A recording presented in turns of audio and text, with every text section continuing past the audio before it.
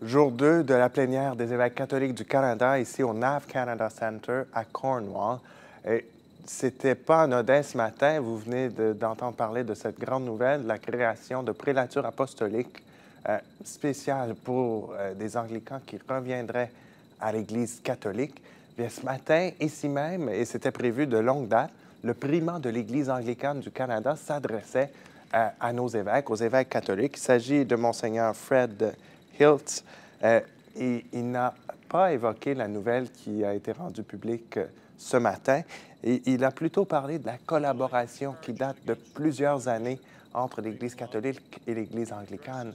Il parlait entre autres de Paul VI qui avait remis au primat de l'époque un anneau épiscopal, qui avait prié ensemble de plusieurs gestes qui ont été posés depuis les 25 dernières années en ce sens.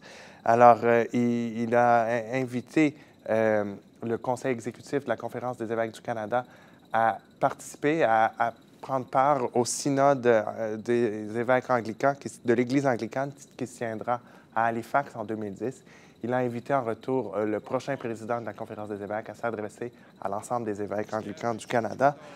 Puis, il a dit que c'était son espérance d'avoir des rencontres communes anglicans-catholiques et des deux corps épiscopaux qui pourraient se retrouver comme ça à chaque année, comme le font les luthériens et les anglicans depuis déjà une dizaine d'années.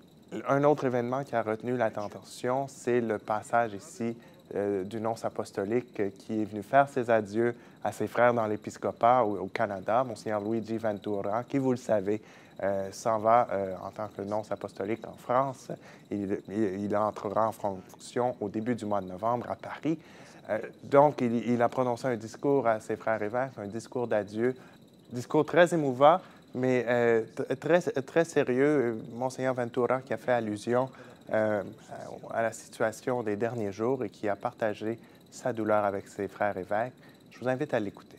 J'ai partagé, et il ne pouvait pas être autrement, vos projets, les défis notables, les moments de célébration et de joie, comme les moments d'obscurité et de souffrance. Plus récemment, j'ai partagé avec vous tous, avec les prêtres, avec l'Église au Canada et l'Église dans le monde, les larmes et le cri de douleur de Monseigneur Anthony Mancini pour la tragique situation de l'un de nos frères.